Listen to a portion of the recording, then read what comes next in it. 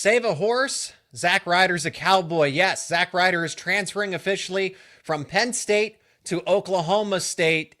But was this move somewhat always in the works?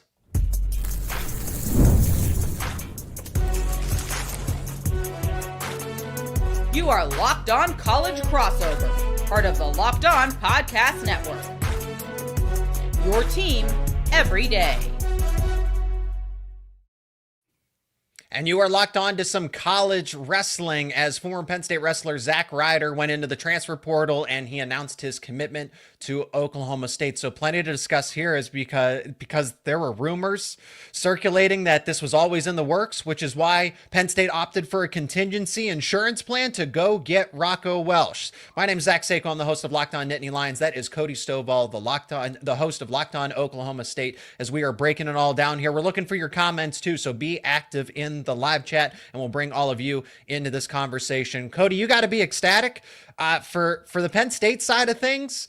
It's, they have Rocco Welsh, but I know the potential of Zack Ryder and I hate to see him go. We're also going to talk about just that there's frustration that built up, the idea that Penn State kind of left behind the loyalty here, that Zack Ryder was brought in for the purpose of replacing Carter Starachi, and then they go and get Rocco Welsh out of the transfer portal.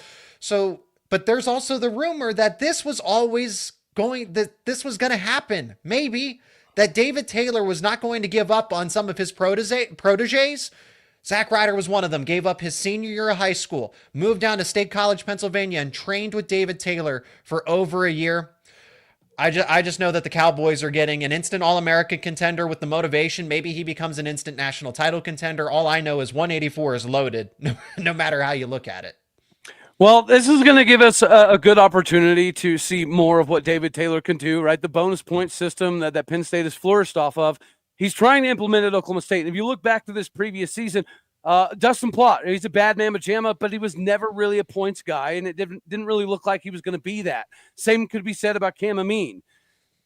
Now you have some individuals that he's been training with for years, right? And of course, we make jokes about being the Oklahoma State Nittany Lions now in the wrestling room, but you just kind of hit the nail on the head. It goes a little bit deeper than that. Of course, if you're the most successful program in the last decade plus, it makes sense to steal people from you. It'd be like in football, when people go and get somebody from Alabama, it adds so much cachet that you instantly think that that's going to be a quality transfer. But we also know that the bonus point system that Cael Sanderson put forth was partially due to David Taylor, right? So the budding rivalries that were brewing at Penn State now can have a little bit of this Oklahoma State flavor to it, because we're getting not only the coaches, right? Coach Kennedy last year, and people thought maybe there were going to be a wave of wrestlers as well. That did not happen. And now we're doing it this year. I'm all about it. I think it's an exciting time for Oklahoma State, but I also think it's a great time for college wrestling in general. They're creating some buzz after the Wyatt Hendrickson stuff, after the Carter Starachi stuff. It does feel like the sport of wrestling is kind of starting to get pushed in the forefront a little bit more, and I think it's about damn time. And that's what everybody's calling for Penn State and Oklahoma State, to have a duel to settle all of this. Settle all of this. Listen, and Oklahoma State versus Iowa, it's awesome. But if you watch the Nationals, we already proved that that's not even a necessary event anymore. Bring on the Nittany Lions. Make this a thing. Replace it with Iowa. I think it's only a matter of time. It needs to happen. But I will admit, it would happen if you guys would compete in the dual meet stuff. But, that's a different topic for a different day. Let's stick with Zack Ryder here and then talk about some of the extracurriculars, right? Is Oklahoma State catching? How close are they to Penn State, right? I think they are gaining ground in a sense from David Taylor and just interest. There's intrigue. People want to go to Oklahoma State, and now that's a challenge to Penn State. Zack Ryder is one. He didn't go somewhere else. Everybody knew instantaneously that he was going to go to Oklahoma State the second word got out that he was in the transfer portal. Right. There were the rumors that, hey, Penn State, they brought in Rocco Welsh because they knew that Zack Ryder at some point in time was going to leave and join his personal trainer, the guy that he worked with, build a relationship with, and that actually happened. But then there's the other side of it, that the Rocco Welsh move prompted Zack Ryder to do all of this, that he had no intention to do this. I look at it I think both sides hold value because one way or another, the Rocco Welsh move was a reaction from Penn State because of Oklahoma State. So Rocco Welsh, one way or another, was going to end up at either Penn State or Oklahoma State. He was looking to leave Ohio State. Okay. Right. So he was going to either end up with Cael Sanderson or David Taylor. By David Taylor making a push and getting Penn State to say, all right, we need Rocco Welsh in here. And then they get him. And then it creates this domino effect where now Zack Ryder's available because he feels displaced. You know, competition, he's afraid of it, whatever, all that aside, I don't buy into any of that. I don't. But Josh Barr might be vying for 184 next season for Penn State. Rocco Welsh is now in the room. You were recruited to be the replacement for Carter Starachi, and all of that just went away, just like that. And David Taylor, I imagine, you know, I'm not trying to say there was any illegal recruiting going on or anything like that. That's not what I'm trying to imply here. But if you're David Taylor and you have a program to run, don't you think it's in your best interest to maybe check in on how your protege's doing with all of this going on? Hey, you know, Rocco Welsh has just joined the program.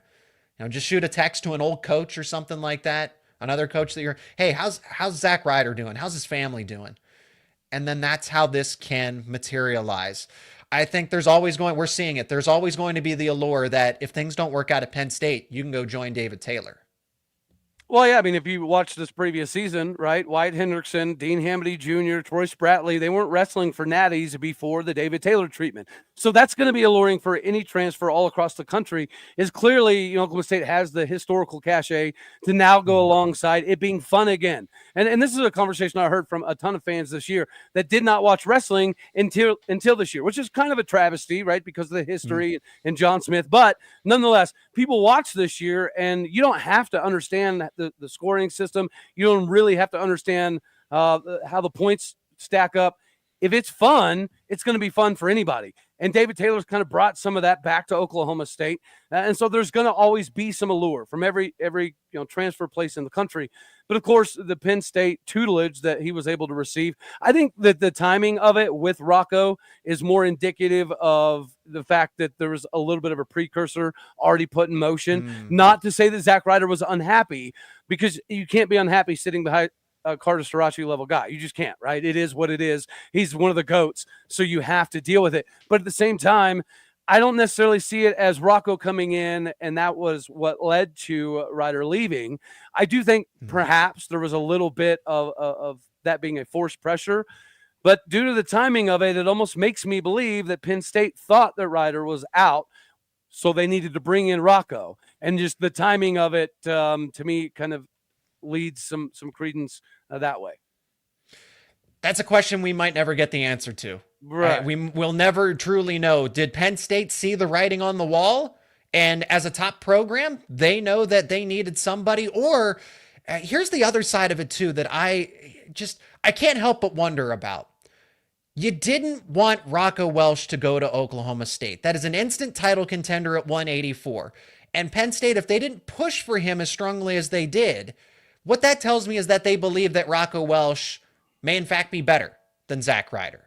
Okay, that definitely communicates that.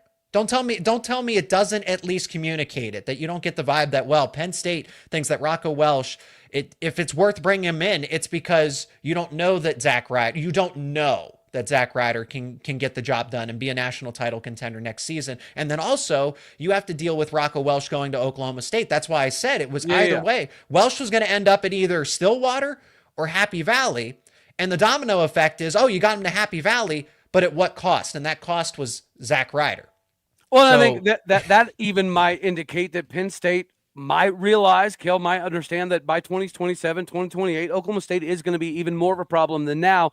So perhaps he viewed this as one of these two dudes is going to end up in Stillwater. Which one of these two dudes can win me another natty next year right away? And that seems that he sided with the Rocco side of the equation. But again, this is the beauty of wrestling. As we just watched in the natties this previous season, a lot of fun things can happen with some extra enhancements in training. And nobody's going to sit here and say that Penn State doesn't train better than Oklahoma State, at least historically in the last 5 to 10 years.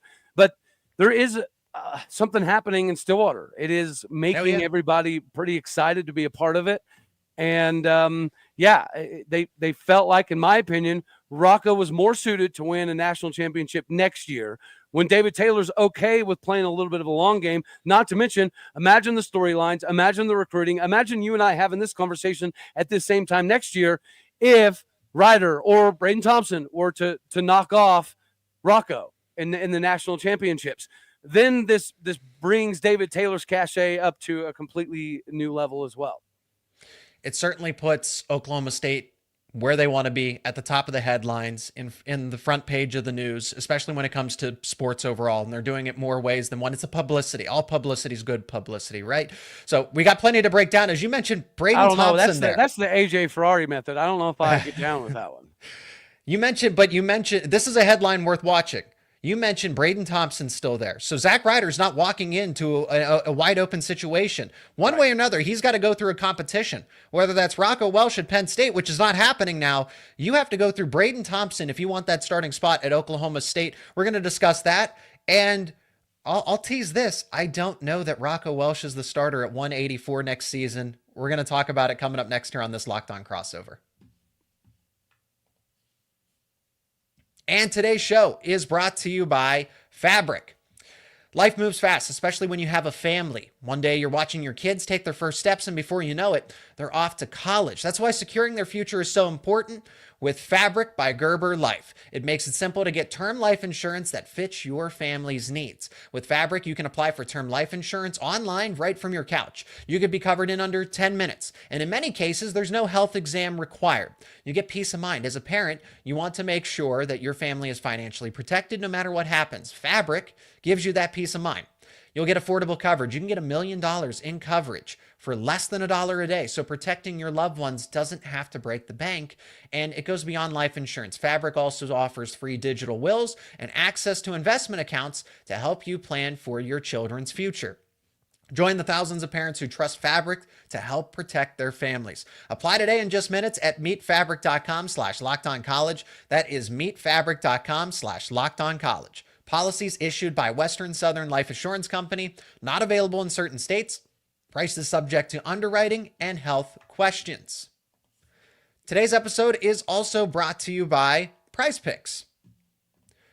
Baseball season is in full swing, and there's no better way to get in on the action than with PrizePicks, the best place for daily fantasy sports. With PrizePicks, you pick more or less on at least 2 player projections, and if you're right, you can win up to 1,000 times your cash. Whether it's strikeouts, RBIs, or first inning runs, PrizePicks will keep the game exciting. You can build your lineups. You look over throughout the week. You can pick players like Aaron Judge to have more or less than 1 home run, or Shohei Ohtani to have more than a stolen base. It's that easy, and it's fast. It's simple. Setting up a lineup could take less than 60 seconds for you. And when you win, your payout is quick, safe, and secure. You also get exclusive promos. You can take advantage of ones like Taco Tuesday, where PrizePicks offers discounts on select player projections for even more value. Download the app today and use code LOCKEDONCollege to get $50 instantly after you play your first $5 lineup. That is code LOCKEDONCollege for $50 instantly after you play your first $5 lineup. That is PrizePicks. PrizePicks, run your game. Welcome back into this Locked On College crossover here. Talk about Zack Ryder moving to Oklahoma State. Cody, we'll pick back up with you because you get the incoming transfer. So Ryder, I got to imagine that, again, you don't bring him in if you don't think he can be a factor in your starting lineup here. So Braden Thompson is on the hot seat. This creates a competition. And I know everybody's pointing out that Braden Thompson a couple years ago had defeated Zack Ryder in a head-to-head matchup, but in the present, those two aren't the same wrestlers that they were a few times ago. If I can point out, I think it was Carter Storaci back in high school. I'm blanking on the name, so I don't know how. Shane Griffith, that's it. Shane Griffith of Stanford and then ultimately Michigan. Carter Storaci lost to him in the Pennsylvania State tournament, but then it went and beat him in the NCAA tournament when it mattered in that moment. So just because they wrestled 2-3 years ago doesn't mean that it's not going to play out differently there. So I got to imagine that Zack Ryder is the instant starter at 184 for Oklahoma State, but give me the case for Braden Thompson. Well, you just mentioned it. Obviously, they do have a history, but you also have to take into consideration the level of training. And again, we're not going to say that Penn State doesn't have phenomenal training, but if you were to look at the Oklahoma State wrestling room, the fact that we brought in several guys from the transfer portal this last year, and David Taylor does still get out on the mat and roll around. And then with some of the RTC guys that you have some crossover with, the training that he's got to get with guys like Dustin Plott, I think are going to be something that's going to teach him a little bit of the fine tuning of technique. But the Zack Ryder equation, it's going to be absolutely phenomenal because you have some Dustin Plott training. You also have some Carter Starachi training, but they both have the equalizer in David Taylor. Braden Thompson has been very good at Oklahoma State, even when he wrestles unattached, right? The Southern Scuffle, things of that nature. He puts himself in positions to be massively successful. So it's not going to be easy for Zach to walk in here and take the job. And I think that's exactly what David Taylor's trying to accomplish here, is have the most amount of competition at every single weight. So you're not only having to pay attention to your classes and your cutting weight, but just the level of competition is going to allow you to learn things that you didn't pick up previously. How much eligibility does Thompson have left? He has 3 years left, I believe. 3 years. So, okay, they're on a similar timeline. Ryder has 4. I mean, if they wrestled a couple of years ago, they have to be on similar timelines, right? But they still 3 years for Thompson, 4 years for Ryder. Both of them have used their red shirt, if I'm not mistaken here. I know Ryder for a fact because he just did it at Penn State, but I imagine Thompson as well. Yes. So 3 to 4 years, they're going to be in the mat room if they happen to stay. I know people have suggested that, hey, Thompson should enter the portal, go to complete the triangle. Rocco goes to Penn State, and then Zack Ryder goes to Stillwater, and then, hey, Braden Thompson goes to Ohio State. So you complete the trifecta, if you will. Let's go with the hypothetical that Thompson stepped up. He's a better wrestler, or he just has Zack Ryder's number. He wins the wrestle off. I don't necessarily believe that because Zack Ryder's been very impressive to me. But what would it look? Could Ryder drop to 74? Because that was a possibility down the line. That okay, you could have Josh Barr maybe at 97, Rocco Welsh at 84, and then Zack Ryder after Levi Haynes leaves drops to 74 himself. Could Ryder make the cut to 74 and that would work? Or Alex Facundo just came in, so. You answered your own question, brother man. On top of all of the excitement with the Zack Ryder, it is getting kind of left in the fold here. We're equally as excited about Alex Facundo. And then I do think even Gary Steen adds that veteran leadership that you absolutely have to have in a room, not to mention he could excel to a level, right? He could some of that Troy Spratley, Dean Hamady, Wyatt Hendrickson, Magic Man sauce, and he could turn into a completely different wrestler. Now, that might be slightly unlikely because he's already had years of the Penn State training. He's someone to scrap with because I don't see how you displace Troy Spratley and Tegan.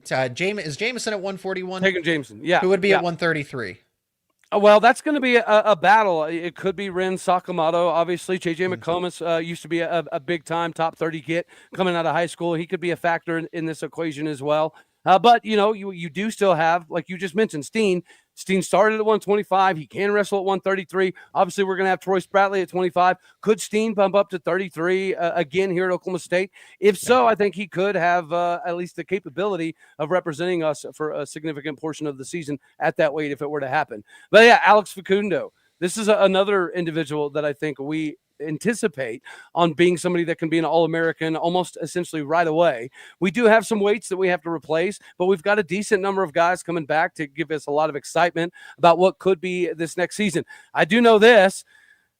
Chasing down Iowa, that's a fun topic. Chasing down Penn State, eventually, that's a fun topic. Now we get to talk some crap about where did Nebraska come from, and how does Oklahoma State make sure that Nebraska does not end up higher than us at the end of the season next year? I mean, Nebraska's returning 8 out of the 9 starters, but they do lose Caleb Smith and national champion Ridge Lovett. Let me go back to the Penn State perspective for just a moment, because I think everybody just assumes that Josh Barr is going to be at 197, and I can't say that I fully buy into that. Josh Barr's natural weight is 184 for what it's worth. That's where he wants to be for, Olympic freestyle purposes, international competitions, the U.S. Open, right? He did that as a favor for the team because Connor Mirasola needed to go through a red shirt, and he defeated him in the wrestle-off. The wrestle-off was the Army Black Knight Invitational in the regular season. That proved everything we need to know in the moment. But as we talk about, hey, Zack Ryder's only going to get better. Well, so are the Mirasola twins. At some point, Connor Mirasola is going to be ready to go at 197, and Josh Barr's weight is 184. What if that's sooner rather than later? So you have Mirasola go at 197, then that creates another wrestle off in itself between Josh Barr and Rocco Welsh. And who would everybody say is the better wrestler? It very well might be it should be Josh Barr, actually. I think Josh Barr to go be an NCAA runner-up as a first-year starter at a weight class that isn't his, and he's cutting weight, or he's, not naturally a 197. Josh Barr moves back down to his comfort zone. And then Rocco Welsh essentially goes through a double red shirt. I know he's not going to be able to get the eligibility, but you either A, create depth at 184 and you have Rocco Welsh, or B, I think Cael Sanderson's playing the long game here. Levi Haynes graduates after next year. 174 opens up. Rocco Welsh admitted in an interview with Justin Bashmania podcast, that he still intends to compete at 79 kilos for international freestyle competitions. What is that the equivalent of? 174 and a half pounds. So why is he training at 174, but he's gonna wrestle for the Penn State team at 184? I don't buy it. I think we could see a situation where Rocco Welsh does not in fact wrestle for Penn State next year. He trains and gets ready to be Levi Haynes' replacement in another season, and it's Josh Barr. It's Levi Haynes, Josh Barr, Connor Mirasola, Cole Mirasola as those final four weights.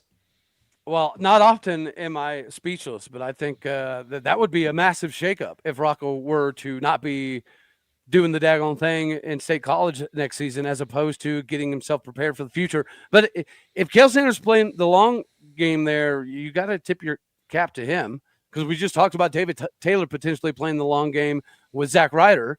This could be a scenario, if what you just said came out to be factual, that would be a big future move by Cael. That you could have done the same thing with Zack Ryder. I dig it, man. But it ends up being Rocco Welsh. It ends up being Rocco Welsh. Like I said, it was all reactionary. It was either Rocco Welsh was going to end up at Oklahoma State or Penn State. And now, as a result, because he's at Penn State, that opens up the door for Zack Ryder. And here we are in the present. So, and I'll tell you, as an Oklahoma State fan, if that were to be the question, right? Do you get Rocco? Do you get Zack? I think that most of us would agree in Cowboy country that Zack would be the better option, because again, nobody's upsetting Penn State likely for the national title next season. It's just probably not going to happen. You're playing the long game. It's yet another, exactly. It's yet another conversation of second place. So if we're playing the long game, thinking we can catch you by 2027, that's where the Zack Ryder conversation, I think, comes even bigger. We're going to get to the comments section. Appreciate your patience in the live chat. We're going to get your thoughts, your comments on the Zack Ryder news and anything else that we've discussed here, and also just have some final thoughts. How close is Oklahoma State to catching Penn State, since we just put it out there that no one's catching Penn State next season. But what about a year, 2 years from now, right? The following season or the year after that? Is it going to take a long time, or is it sooner rather than later? Well, we got all of that and more coming up here on this Locked On Crossover. And today's episode is also brought to you by 5 Hour Energy. Daylight savings snuck up on us again. And if you're feeling that lost hour of sleep, 5 Hour Energy has your back. The extra sunshine means more time for fun, but sometimes you just need a little boost to power through all of it. So whether you're staying up late, or you're squeezing in a round of golf after work, or you're just trying to keep up with your busy day, 5 Hour Energy gives you that quick, refreshing pick-me-up whenever you need it. And you've probably been staying up late to watch all of this tournament action, all of the basketball madness. You're probably feeling sleepy the next day, or maybe your sleep schedule's off now. 5 Hour Energy will help you keep up with the next day. Extra daylight means extra activities. With longer days, if you love to get outside for a hike, you go for a jog, you can get a quick boost from 5 Hour Energy. And you get the on-the-go convenience. Whether you're at a game, you're traveling, you're at an event, 5 Hour Energy is easy to grab and will keep you feeling refreshed. Head over to 5hourenergy.com to find over 15 flavors to choose from, including watermelon, blue raspberry, peach mango, or tropical burst, and more. You can even build your own 12 or 24 pack and have it shipped right to your door. Do you need one now? Grab a 5 Hour Energy shot at your local grocery or convenience store. They are everywhere. Stock up today and stay energized with 5 Hour Energy. Again, that is 5 Hour Energy. Home stretch here on this Locked On Crossover, and we want to reward everyone's patience in the comments section. Let's react to some of these. They're coming in. Is this a retelling of how the David Taylor Cael Sanderson 2010 story when Cael left Iowa State. It does have a little deja vu ring to it, doesn't it, Cody? Well, the irony there is, I remember when this happened, I was mad because I was pissed that Cael would leave his alma mater to go to a random school when Iowa State does have a very good history in wrestling. So it's not like he couldn't have built them into maybe not the powerhouse level that Penn State is, but I felt like he abandoned a Big 12 school, and I was mad about it. Well, all right, I'm not so mad anymore, and I do hope that there's a little bit of a historical lesson there because Cael's remained at Penn State forever and a day. Hopefully David Taylor takes the Cael Sanderson route, leaves his alma mater, but stays at the next place for 15, 20 years. That would be absolutely fantastic. But I do think you can draw the parallels here. It does make a lot of sense. Yeah. And I think it's great for wrestling. This is you said the AJ Ferrari method of not – what do you say? Not all publicity is good publicity. I don't necessarily sign up to that, but at the same time, I think everything that's happened in wrestling, even dating back to Gable coming back for an extra season, all of this has been building up. And now I think women's wrestling is starting to take off a little bit more. Oh, it's gaining traction. Absolutely. The more eyeballs we can bring to the sport, the better. And I think David Taylor, because of the things he learned from Cael Sanderson, is yet another extension of allowing that to happen. Plus, you have the wild cards. You have Iowa always been interesting. Now, Nebraska's a problem. Iowa State's typically pretty good. Michigan has seasons where they pop up. Iowa State can be a problem. It's a good time, and I appreciate the parallels of that comment. The difference is, though, that David Taylor wasn't on staff at Penn State, right? He wasn't an assistant coach. I think Cael Sanderson's move was more massive because he was leading Iowa State at the time. He was the head coach, yeah. David Taylor was running, competing with Penn State, part of the Nittany Lion Wrestling Club, and yes, he was training wrestlers on the side, but it was his M2 training center that was his mainstay. It wasn't Penn State and being a part of the coaching staff, even though he was an extension of it. David Taylor gave Oklahoma State fans life again. Cody, I'm sure you can attest to that here. They're so much more active everywhere, especially on Twitter. They were non-existent on social media for years. Cody, I'll let you have that one. He's 100% realistic. And then again, we talked about this a little bit earlier. It's kind of a travesty that we just started bringing in new fans. You would think with the history of Oklahoma State and John Smith that we would have, had this kind of following previously, but it's not true. It just exploded. And he's right. The social media presence from Oklahoma State wrestling this season and the fan base interactions have been entirely different. I mean, people were giving the fan base a hard time because you'd go to an Oklahoma State men's basketball game and there'd be like 4,000 people, and then you'd go to wrestling and there's 10,000 people. But I think that accentuates the fact that David Taylor has brought a new level of excitement to the sport of wrestling in Stillwater. And for that, we'll always have a ton of gratitude, especially if we can chip down this Penn State tree and bring us home a natty in 2027. All right, so that's how far out we're looking here. Is the 2027 NCAA tournament. So it's funny, right? Because we talked about this previously, and you mentioned you think it'll be 2028, and I said we'll have a shot by 2027. I said that with a lot of orange Kool-Aid in my veins. Now, I'm telling you right now, Zach, I believe it. Because of what we just witnessed out of the transfers that came to Oklahoma State, 5 transfers, 3 of them wrestled for natties, 2 of them win a natty. Now you're seeing the Zack Ryder stuff, the Facundo stuff, the Steen stuff. And then we can't forget about Casey Swiderski, an All-American from Iowa State. This is building up for us to be able to capitalize sooner rather than later. I think 2027 went from orange Kool-Aid to absolutely this is now the expectation. It's the recruits as well. I know Jax Forrest and Drayshawn Ross are in the class of 2026. And by the time, it depends what their ultimate timeline is, but because Drayshawn Ross is going to have to redshirt, I don't know if Jax Forrest has to.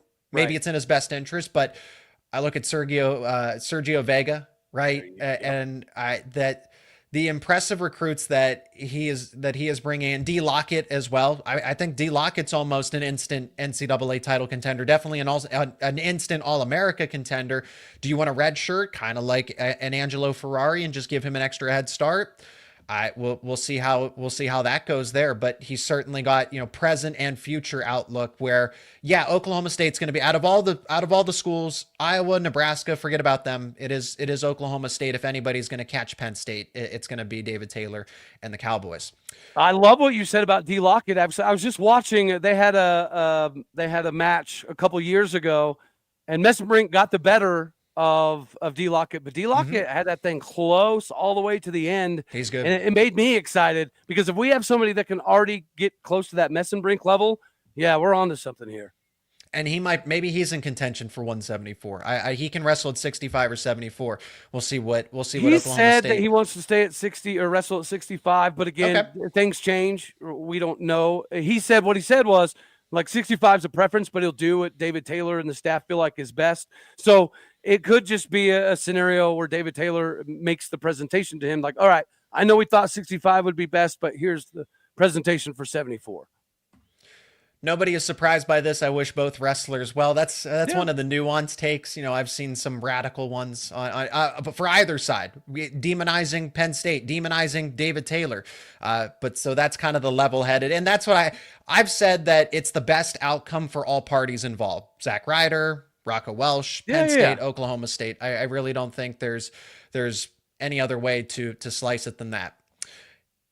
Reaction to what I said about Josh Barr being at 184. Rocco didn't transfer to Penn State not to wrestle. He will be in the lineup or back in the portal. That would hurt. That would hurt a lot. He's already used his red shirt, which is, he would have had to one way or another at Ohio State, I suppose. Because either way, you were going to lose that year of eligibility based on what I think could happen and very well may happen. Honestly, I'm leaning towards that. I would say that's actually the likely outcome, is that Connor Mirasola is ready to go at 197. And that means Rocco Welsh. It's not that, why'd you bring in Rocco Welsh? He's got to wrestle off somebody, and it's going to be Josh Barr, and that's not going to be easy. Maybe he defeats Barr. I don't know. I just know that you're getting into a wrestle off, and I think Josh Barr's better, but time will definitely tell. Unless Ryder was contacted by Taylor and then he entered the portal just so he could go to Oklahoma State. Well, all of this transpired after Rocco Welsh committed to Penn State, right? It's going to be a lot of hearsay. He said, she said. I don't think we'll ever get it. I've been trying to get to the bottom of this. I've been asking around as far as what happened, somebody described it perfectly on X, Twitter. What came first, the chicken or the egg? Was it David Taylor was always in Zack Ryder's ear and Penn State had an insurance plan once they heard that Rocco Welsh was going to be available and wanted to leave Ohio State? Or was it that they didn't believe in Zack Ryder? They forced his hand ultimately, and then they went and got Rocco Welsh. You can see both sides of it. You really can. And I think at the end, if Penn State didn't feel strongly enough, if they felt so strongly about Rocco Welsh that they went and got him out of the transfer portal, right? I absolutely don't think there was anything nefarious going on, but in the wild, wacky world of the transfer portal and NIL era, you're always gonna stay close to the brother, sister, cousins, you know what I mean? Mm-hmm. And even if it's just simply, hey, how's things going up in State College? How's his weight cut going? Blah blah blah. You are gonna stay somewhat connected. If you felt like you had a hand in him developing, or you had a hand in him getting recruited, just simply checking in with family members is technically always a way to kind of stay in the ear. But again, the nefarious nature that some have insinuated, I don't buy that whatsoever, because Oklahoma State carries a big enough name that we don't really need to do nefarious stuff, as does David Taylor. And he wouldn't operate. I don't think he'd operate that way. There was no need for any hanky-panky to go on. I think a lot of this is by the process of natural osmosis. We're past our 30-minute mark because that's where we're supposed to keep these shows at, but it was great to get the comments in here from the live chat. Definitely thoughtful insight. Back and forth conversation that's probably going to continue like this. We're going to have see, that's the thing though. Nobody's ever going to leave Oklahoma State for Penn State. It's always going to be that David Taylor's coming and he's going to catch Cael Sanderson at some point. Maybe it's sooner rather than later. I still say it's 2028 because Luke Lillidahl, Josh Barr, now Rocco Welsh, right? But Penn State has this down to a science where they have a 2, 3, 4 year plan. And David Taylor's still new to this. He's still new to this. So remember, Penn State got Jaden James. top 5 pound for pound ranked wrestler in the class of 2026. Poor Virginia Tech. So just when Oklahoma State lands a punch, Penn State doesn't hesitate and swings right back, metaphorically. But Oklahoma State might, who knows? Again, Penn State won with Rocco Welsh, but at what cost? Zack Ryder. So that is going to do it for this Locked On crossover. He is Cody Stovall, host of Locked On Oklahoma State. I'm Zach Seyko, host of Locked On Nittany Lions. Thank you so much for joining this live show. If you are new to either of the channels, make sure you subscribe to both of us for the latest updates around Penn State sports, Oklahoma State sports, Oklahoma State sports, whether that's football, wrestling, basketball, you name it. We got it covered here on both of these channels, and we are part of the Locked On Podcast Network, where it is your team every day. Yes, sir.